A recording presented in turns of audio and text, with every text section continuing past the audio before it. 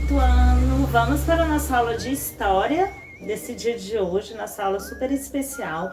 Então pegue aí o seu caderno de atividade, vamos fazer a correção das páginas 71 até a página 73. Nós começamos esse capítulo bem interessante, falando sobre a oralidade dos povos, que ela vai manter as tradições vivas.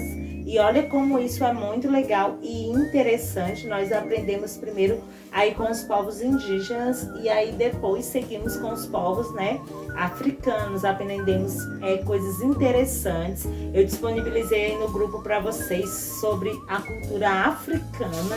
E aí vocês tiveram a oportunidade de visualizar os 10 países mais ricos da África, porque eu comentei com vocês que os livros didáticos, eles apresentam às vezes uma África pobre, uma África triste, uma África sofredora. E a África é um continente e que tem países super bem desenvolvidos. Vocês viram lá a questão do PIB, que é o produto interno bruto desses países e faz com que a cidade ela possua um estilo de vida altíssimo, e países lindos e maravilhosos foram apresentados naqueles vídeos. Se você quiser, vá lá no grupo e reveja. Então, lá na página 71 do seu caderno de atividade, pede para você fazer a leitura da imagem que mostra a área interna de uma casa indígena conhecida como Opi. Bem interessante, E aí é uma imagem, tá falando que é o Rubens Chaves, que tem cacique, que tem crianças, e é uma casa de reza em uma aldeia Guarani Tecoa Piau, em São Paulo. E essa imagem aí é de 2015. Todas essas informações nós encontramos aí na legenda. Na letra A, pergunta que tipo de tradição é mantido pelos indígenas da etnia Guarani nas reuniões que acontecem no interior de uma OP. É uma tradição oral. Veja aí que eles estão em roda, tem alguém falando, conversando com eles. Não há uso de tecnologia, não há celular, há uma aprendizagem oral. Muito legal. Letra B. Homens e mulheres participam das reuniões que acontecem em uma OP. De acordo com a imagem, que outras pessoas frequentam uma OP? Aí você vai lá, olha a imagem. E aí, conforme a imagem aí, você vê que crianças também frequentam, Nessa foto aí foi registrado o momento em que o cacique da aldeia, que é o Guarani, tá falando aí que é o Tecoa Piau, ele se reúne com crianças da comunidade. E essas reuniões, elas são importantes. Por quê? Porque elas preservam a tradição da cultura indígena e é na oralidade, viu? Vamos para a página 72. Conforme estudamos, povos de diferentes épocas e lugares, eles buscam preservar a própria cultura por meio de tradições orais. Disso nós já sabemos, foi a introdução do nosso capítulo e nós revisamos e estudamos um bom tempo. Então, aí pede para você fazer uma ordem das letras e identificar uma das maneiras de preservar as culturas de tradições orais. Então, se você conseguiu aí formar a palavra, é mito, Os mitos, eles fazem parte dessa tradição, eles vão contar essa história e muitas vezes elas são contadas em forma de lendas. E essas aprendizagens, essas culturas, essas oralidades, elas são passadas do ancião ou de um ancestral e vão sendo levadas a outras gerações. Para os povos indígenas, quem é a principal pessoa que transmite conhecimento para preservar as tradições? Nós aprendemos em aulas anteriores que pode ser o pajé ou o xamã, que é o responsável por transmitir conhecimentos, E assim, quando ele faz isso, ele possibilita a preservação das tradições dentro dessas tribos. E para os povos africanos, quem é a principal pessoa que transmite conhecimento tradicional? Nós sabemos aí então que é o griot, O griot é o principal responsável por transmitir por meio da oralidade os conhecimentos tradicionais dos povos africanos. Não esqueçam isso, viu? Nossa prova está chegando e esses pontos são super importantes para a sua aprendizagem, para a verificação de sua aprendizagem, a aprendizagem na hora da prova. Gente, nós temos aí outra imagem. Na letra D, essa ilustração ela mostra como é o interior de uma OP. Em uma folha à parte, pede para você desenhar as atividades que são realizadas nesse tipo de local. E aí, o que você pode desenhar? O que você desenhou? Você pode representar uma pessoa idosa contando história, um grupo de jovens. Você pode representar crianças dançando de mão dadas. Você pode representar um pajé com instrumentos musicais. E você também pode representar jovens conversando, viu? Porque tudo é através da oralidade.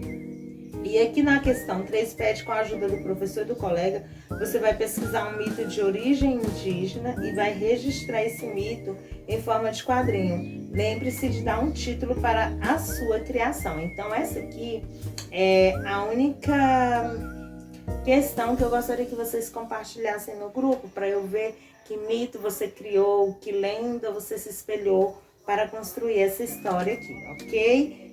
E lá na página 73 você vai riscar apenas as letras F, N e B dos quadrinhos e vai descobrir com as letras restantes 2 maneiras de preservar uma cultura sem escrita.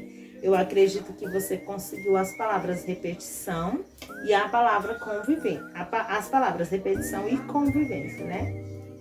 E na questão 5 você vai usar as ilustrações com dica para completar o texto com as palavras corretas. Nós temos um griot aí tocando instrumento. Nas tradições orais africanas, os griots são responsáveis por transmitir conhecimentos com base em mitos e histórias orais. E para memorizar e celebrar essas histórias, as pessoas elas vão tocar instrumentos musicais e elas também dançam, né? Então, essa é a nossa correção aí do nosso caderno de atividade. Qualquer dúvida você pode perguntar no grupo, mas ainda não acabou.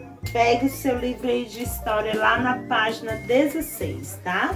E a gente ainda tem esse assunto para fechar do nosso conteúdo. É possível, lá na página 16, nós temos a seguinte leitura. É possível observar a manifestação de tradições orais também em sociedades que desenvolveram a escrita, a qual é mais uma forma de se fazer registros e assim repassar tradições para as próximas gerações.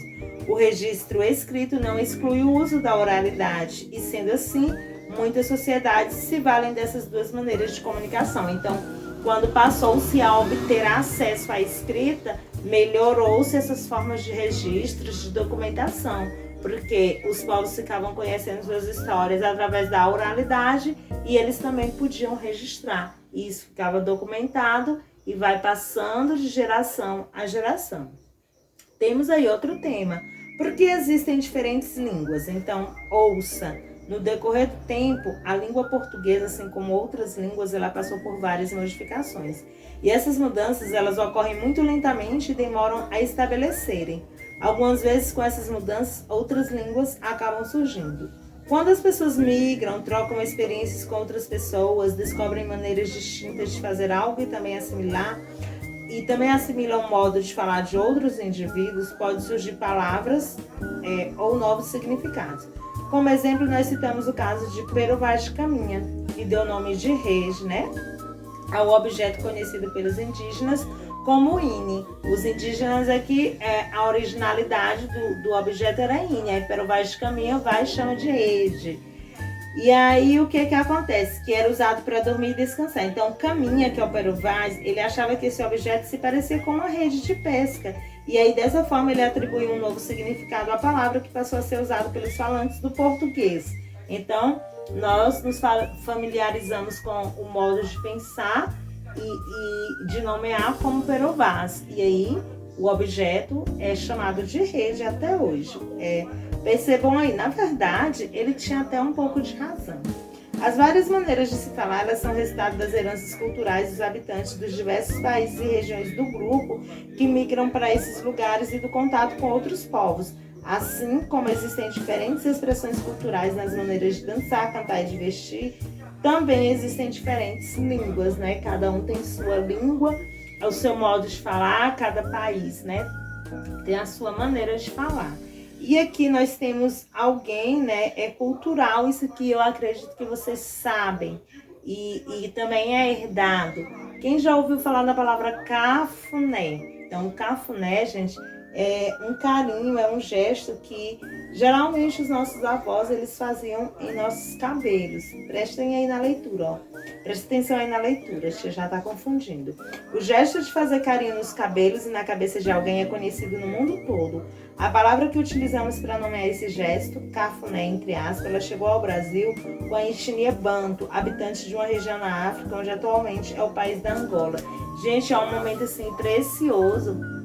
E eu já ouvi dizer que o cafuné, ele não poderia deixar de existir nas sociedades, porque é um momento assim que o filho, ele está em intimidade com sua mãe, com seu pai, com seu avô. É aquele carinhozinho que a gente recebe, né? Tipo, vai apertando e é um carinho muito gostoso.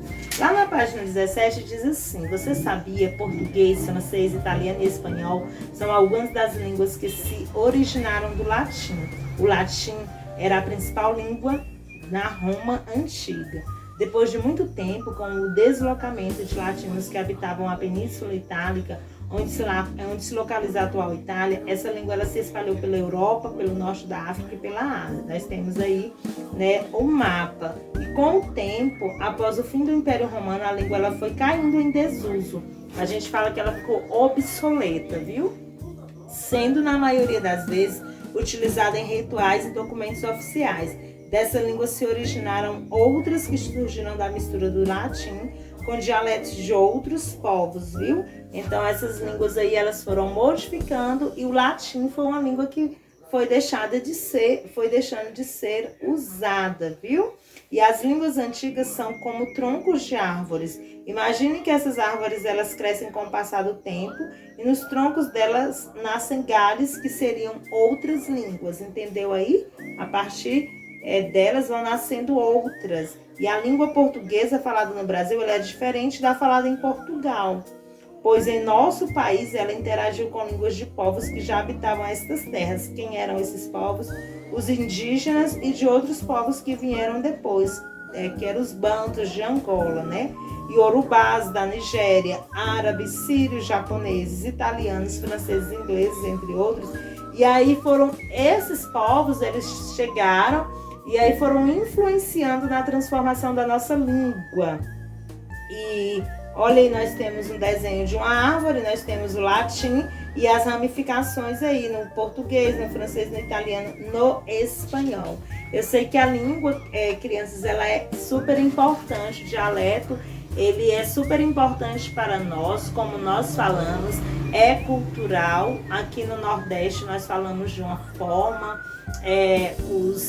quem mora no Rio Grande do Sul fala de outra forma, quem mora em São Paulo, no Rio de Janeiro também, mas há uma compreensão daquilo que nós expressamos. Então, para finalizar aí, vocês façam a página 18 e depois na próxima aula nós vamos corrigir. Essa foi a nossa aula de História. Qualquer dúvida você pode colocar aqui no grupo, viu? Então, Deus abençoe sua vida e bom dia e até logo. Tchau.